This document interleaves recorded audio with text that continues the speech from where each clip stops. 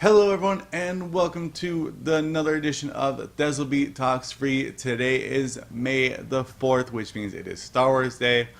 But I'm a cool guy. I will not start off by talking about Star Wars. Instead, I want to give you guys a little bit of a history lesson. That's right, some gaming history is happening right now. Well, not right now, but in the past. I'm going to give it to you right now with the publisher of LucasArts. Now, LucasArts was started way back in the day of 1985 with a game called Labyrinth, which was based off the movie and had the point-and-click adventure game not even figured out yet because they actually had it more of a text-based adventure game. Now, if you don't know what a point-and-click adventure game is, LucasArts were the ones who pretty much made them fun. We do have games like Myst that was made up like way later on in the 1990s, I believe. But we also have these games in the 1980s to the early 1990s, which used the Scum engine that LucasArts created just for these point-click adventure games for them to make. Now, these big titles that you're going to see here are Labyrinth, which is their very first game that they created based on the movie of Labyrinth, which was a point-and-click adventure game that didn't have so much point-and-clicking, but more of a text-based adventure game. You're going to have Maniac Mansion and its sequel, Day of the Tentacle, which all had a verb system to interact with the environment. So you could walk up to something, you could punch it by typing out punch, you can actually hit things, you can actually eat, push, pull, whatever you want to do, whatever verb was on the screen, you were able to do it. Now, of course, we do have three big names here in the 90s that we want to look out for and we want to keep our eye on, and that is Ron Gilbert, Dave Grossman, and Tim Schafer. Now, both Ron Gilbert and Dave Grossman are no longer making video games nowadays, including Dave Grossman actually making his last game back in 2012, I believe, with the Back to the Future video games, which those in itself are its own style of adventure game.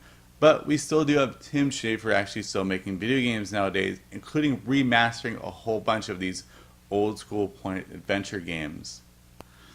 Now, in 1993, the sequel for Maniac Mansion, Day of the Tentacle, was released. Now, why is this game important? Well, it's because it was actually one of the first video games to feature a full soundtrack upon its release. That means it didn't come with the soundtrack later and then try to add it in.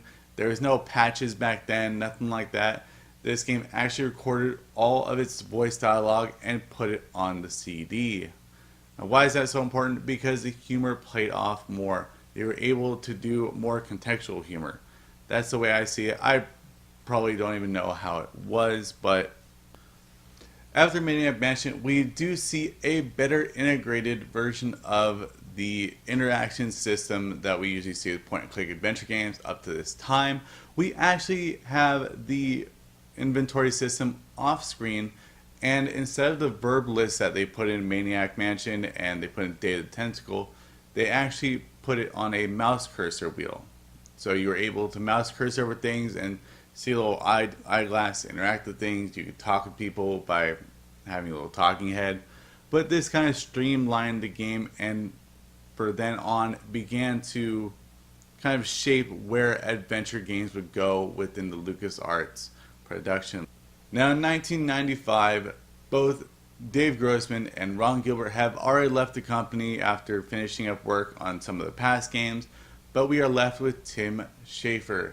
Now, Tim Schafer actually creates a game called Full Throttle, which actually uses a pie wheel system of interacting with the environment rather than just using the interactive icons of the cursor, and also the verb system of we had back in the early 1990s and later 1980s. Not 1880s. We didn't have computers back then.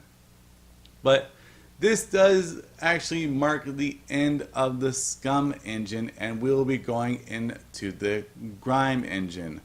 The other game that was actually created on the twilight heels of the Scum engine was The Curse of Monkey Island, which was the third sequel in the Monkey Island series.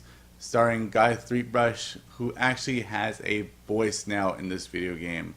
So we go to 1998 now, where Grim Fandango is released, and this is the first game that is released on the engine of the Grim engine, which instead of using the point and click mechanics, the players use a keyboard or a gamepad to interact with the game.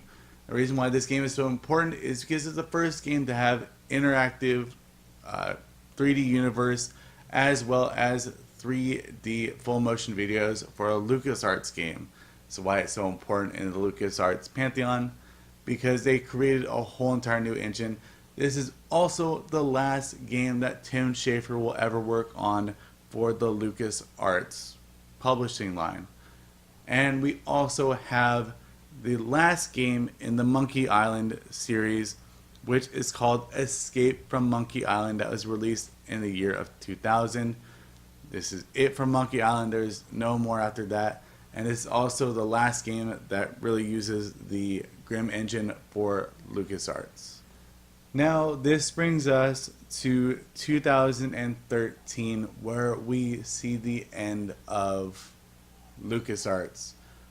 Disney actually acquired Lucasfilms, and they began to, of course, make what is known as the new Star Wars universe, as well as the new Star Wars movies that have been coming out.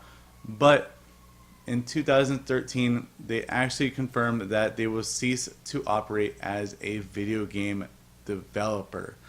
So that means there was no more games that would be created underneath the LucasArts license. Now, I understand that LucasArts didn't just do point-and-click adventure games. This was just kind of a walking back in time, not just talking about Star Wars, but just talking about LucasArts as a game developer back in the 1990s and 1980s. It's kind of what I want to do in today's video, but we don't have any more LucasArts games. Instead, main Star Wars games nowadays are created by BioWare or EA. So EA is actually one of the games, or if you know what EA is, EA was one of the big three third developer studios, as I said in one of my earlier videos, I believe. But EA actually helped develop EA actually did develop the Star Wars Battlefront series. So we do have that. And we also have BioWare, who is still making great Star Wars games, including Knights of the Old Republic, Knights of the Old Republic 2, and as well as the Knights of the Old Republic. No, it's not called Knights of the Old Republic, but it's set in the Old Republic universe as a MMO RPG. So we still do have Star Wars games coming out, so we don't have to worry about LucasArts and Lucasfilms messing up with the Star Wars license with video games. But it's kind of sad to see that, you know, we have this great studio that made a lot of great point-and-click adventure games back in the day, finally shutting its doors in 2016. But we give it into the reins of some good hands and some good company. Now, Tim Schafer is still around nowadays. He's still making games with Double Fine Studios. He has actually made it his vendetta to re-release all of the old classic point-adventure games, including Tales of Monkey Island. They're creating Grim Fandango, and they've also just re-released the Day of the Tentacle. So he's actually making it his duty to actually also kind of bring back the point-and-click adventure game, including kickstarting his own funded point-and-click adventure game called Broken Age. Now, there's still some little bit of controversy surrounding Broken Age with its actual release lineup and how long it took them to release and how much money it took to spend. But I implore you all to go and check out these point-and-click adventure games. You can see a lot of good humor and a lot of fun times and laughter. They're also hard as hell. These things actually denoted the term pixel hunting, which very much meant you clicked across the whole entire screen until you found out what object you had to click on. Because way back in the day, point-and-click adventure games didn't really hold your hand that much. They were actually pretty hard. That's it for me today. I did the most courageous thing and not talked about Star Wars on the day of Star Wars. So I'm saying goodbye for now, and I will see you guys tomorrow. Remember to like, comment, and subscribe down below. And tell me if you had any point-and-click adventure games that you had back in the day that revolved around LucasArts. So I will see you guys in the next video. Remember to just have fun, everyone. And especially be safe on Star Wars Day. Don't use your lightsaber at anyone. Don't cut off anyone's heads. And I will see you guys later. Bye, everyone.